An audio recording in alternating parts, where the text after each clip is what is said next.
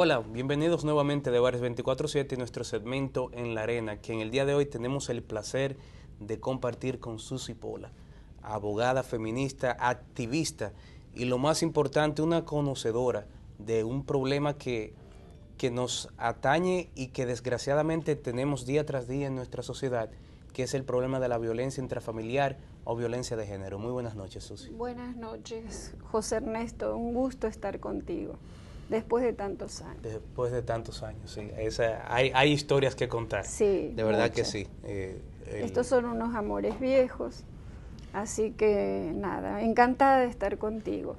Y un poco triste porque mi monotema siempre es el de la violencia basada en el género contra la mujer, que desde hace alrededor de 30 años trajimos a la República Dominicana o resaltamos que existía en la República Dominicana. Muchas cosas han cambiado desde entonces, el abordaje del tema, incluso desde el punto de vista de la ley, ha cambiado, pero seguimos teniendo muchas mujeres muertas por este concepto. Yo quería preguntarte, Susy, tú con tantos años de experiencia, décadas en esto, que has podido ver las cosas que se han hecho bien y qué ha resultado y qué no. ¿Qué está pasando hoy en día? ¿Qué se está haciendo de manera adecuada y productiva como sociedad y como autoridades y qué no? ¿Dónde está lo bueno y lo malo? Bueno, como nosotros conocemos el tema, que no hay que decir el tema, la situación que produce este tipo de violencia a partir de la ley, porque en el año 97 se reforma el Código Penal para introducir la tipificación de la violencia basada en el género y la violencia intrafamiliar contra la mujer. Entonces, a partir de le entregamos a la ley la carga de producir una estructura para poder aplicar, porque la normativa no es lo único. La normativa es una parte, pero después está la estructura que hay que tener para poder aplicar esa normativa, y también hay que tener una actitud político-cultural dentro del mismo sistema.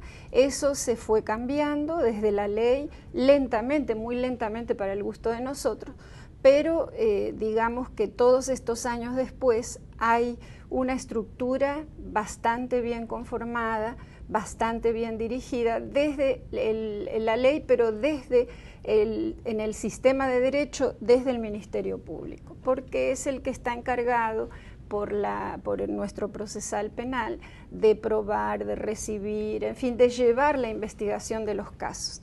De manera que el Ministerio Público ha avanzado, ha preparado desde el 2005, tú sabes que tenemos las unidades de atención especializadas. Eso fue en el comienzo especializadas entre comillas, hoy es mucho más especializado, y en eso se ha ido trabajando. Hay una procuradora adjunta, procuradora general adjunta para asuntos de la mujer. O sea, hay toda una estructura dentro del sistema legal del Ministerio Público para atender tener un enfoque de género desde la misma ley, pero es, digamos, lo único que se ha preocupado mucho por el caso, pero tenemos toda una sociedad. Y la violencia contra la mujer, la violencia basada en el género contra la mujer, es una violencia que es desatada por la desigualdad de poder que existe entre hombres y mujeres en detrimento de la mujer. Es una desigualdad sociocultural. Entonces no vamos a poder impedir esta violencia si solo trabajamos la ley. La ley actúa ya en el momento en que las cosas sucedieron con sus sanciones y tiene un poquito muestra un poco de lo que puede suceder, y eso puede repercutir en que la gente se inhiba o no de ejercer violencias, pero no tanto como una buena campaña estructurada para que se prevenga esta violencia. Entonces, nosotros tenemos leyes, tenemos este aparato que está funcionando, hay unidades en 17 provincias del país, ciudades cabeceras de provincia, y está funcionando, pero entonces tenemos la misma realidad de un estado gobernado por hombres, donde las mujeres no tienen acceso, donde se sigue ejerciendo una violencia también, es una violencia estatal hacia las mujeres, cuando no se reconoce que las mujeres somos un poquito más de la mitad y que tenemos las mismas capacidades, que tenemos que ingresar en lo... Entonces,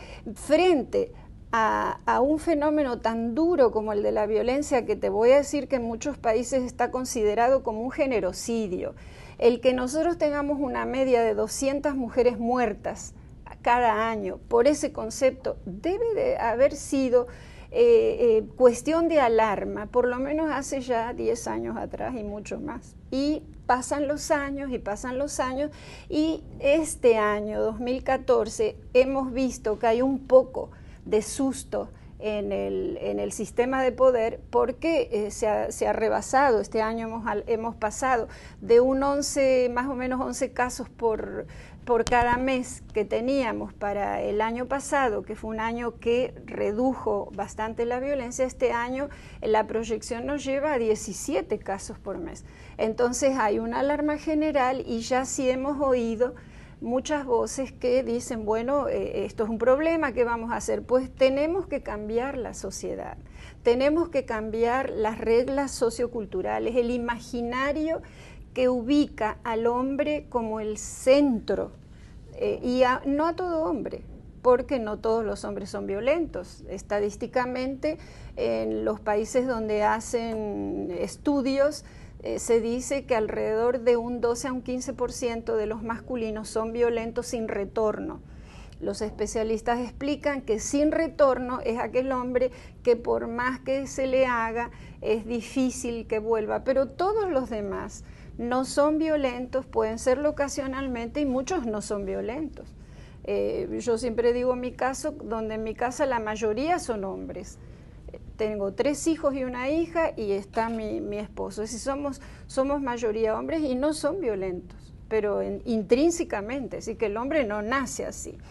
Entonces tendríamos que, para poder ver que esto baje, tendríamos que hacer un plan grande de prevención, de incorporación de la mujer, que la mujer no siga siendo cosificada en las propagandas, en las campañas, etcétera, etcétera. Donde haya un cambio en la rutina diaria. Nosotros somos hombres y mujeres, entonces eso falta. Mientras eso no se haga, no vamos a bajar los índices de violencia. Eso está comprobado en países donde hay sistemas igualitarios. Países nórdicos, por ejemplo, es muchísimo más baja la violencia, ¿no? Voy a abordarte un poquito más adelante lo que denominaste la cosificación de la mujer, porque creo que es importantísimo que abordemos ese tema, pero lo voy a dejar un poquito más adelante porque quiero ir a las principales causas, o a la principal causa. Nosotros hablamos con Gladisleni Núñez, quien es la directora de la Unidad de Violencia Intrafamiliar en la Fiscalía aquí de Santiago, y le hicimos esa pregunta, que desde su punto de vista, ¿cuál era la causa primordial, principal de la violencia de género? Luego de evaluar años de trabajo en el tema de la violencia intrafamiliar, podemos ver que una de las incidencias mayores que conlleva a la violencia intrafamiliar y de género, o sea, la violencia contra las mujeres, es la educación, como eje central en la formación del individuo, del ser humano, porque se puede ver muy directamente que con la base de la educación, de la formación de un ente de familia, de una persona creada con concepto de respeto, de derechos humanos, o por lo menos de dignidad hacia las personas, evitaríamos la violencia directamente, específicamente contra la mujer. ¿Va esto, Susi, de la mano con lo que mencionabas, reformar nuestra sociedad? Por supuesto que sí, y la educación es lo básico. Y nosotros, mira que estamos funcionando con una currícula tan vieja como no sé, desde la época de Trujillo. La reforma curricular que se acaba de hacer ahora, tuvimos también la noticia de que no transversalizó al género, que es un mandato constitucional. Es decir, que la educación es fundamental. Los niños y las niñas aprenden a relacionarse en la casa, en el hogar. Si tú ves a tu papá que es violento, pues tú vas a creer también que tú eres predominante sobre tu mamá y tus hermanas. Pero también en la escuela se dan las pautas. Entonces podríamos decir que esa descomposición social que tiene su cimiento en el desequilibrio familiar y familias disfuncionales está creando precisamente personas enfermas, por llamarlas de una forma. Yo no creo, mira, yo me da mucho miedo esto de decir familias disfuncionales o familias normales y no normales. Yo el tema de la normalidad me asusta un poco porque es un tema autoritario y es un tema que ha dado mucho dolor también, esa normalidad, porque nos ha hecho caer en una doble moral que es en la que vivimos. Así que no diría tanto familias disfuncionales, pero sí creo que esto no es un fenómeno de ahora, primero. Es un fenómeno que ahora se recrudece por el tiempo, pero yo entiendo que nosotros hemos tenido una cultura machista más de entre 4 a 7 mil años, dicen los antropólogos. Y esta cultura nos ha hecho, específicamente en la República Dominicana, este vivir en una doble moral, este laissez-faire que teníamos hasta ahora, nos ha hecho entonces ser personas violentas. En la República Dominicana todo se resuelve a patadas, golpes y tiros, si tienen, o navajazos. Y si tú te fijas, la violencia masculina, como dicen los especialistas en masculinidad, que se mueve en una tríada, la violencia masculina. Una es que el hombre ataca a otro hombre. Las estadísticas nos dicen que en más del 98% los crímenes son cometidos por hombres, contra otros hombres, contra las mujeres. También la otra patita de la tríada es el hombre se agrede a sí mismo, los suicidios son 4 veces mayor en hombres que en mujeres, y el hombre agrede a la mujer. Entonces nosotros somos un país con ese perfil masculino en general, que se ha desbordado porque todo este tiempo hemos mantenido una doble moral permanente.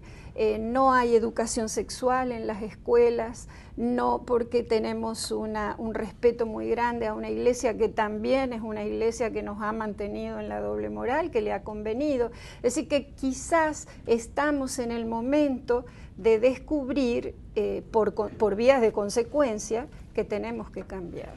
Qué bueno que traigas a colación, Susi, el tema machismo, porque le preguntamos a la magistrada Núñez sobre eso, le preguntamos en términos educativos que ella entendía que se estaba haciendo y si era la educación machista, por catalogarla de alguna forma, una influencia para la violencia intrafamiliar, y esto fue lo que nos dijo.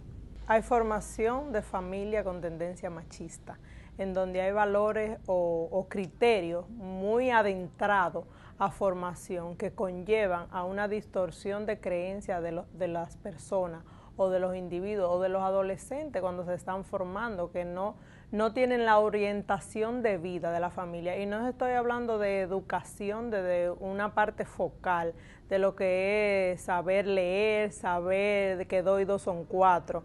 No me refiero solamente a esa educación, me refiero también a una educación familiar, a un entorno sano donde las personas se forman, crecen dentro de criterios claros de cómo se debe de respetar a un amigo, a una pareja y más aún a lo más sagrado que cada persona puede tener, que es la familia. Entonces me parece bastante claro. Sí, sí. Bueno, el machismo es precisamente el ejercicio de una cultura totalmente, 100% androcéntrica. El hombre no entiende, pero no solamente en este machismo, el hombre además desprecia a la mujer. Hay una dosis alta de misoginia, le llamamos, y bueno, la mujer se convierte realmente en un juguete. El machista, no son muchos los machistas, pero sí hay muchos machistas escondidos, como disimulados, que a la hora de la hora, porque son valores que nos han transmitido, que el padre es el jefe, el jefismo, el autoritarismo, que eso viene desde antes. A mí me gusta que cuando la gente dice, como dice el refrán, cualquier tiempo pasado fue mejor, no es cierto. Yo creo que este tiempo es mejor porque estamos como sacándonos un poco la careta y descubriendo las cosas que realmente están pasando. Bien, nosotros vamos a ir a nuestra primera pausa comercial de esta En la Arena. Cuando regresemos, seguimos con este interesante tema de la violencia intrafamiliar.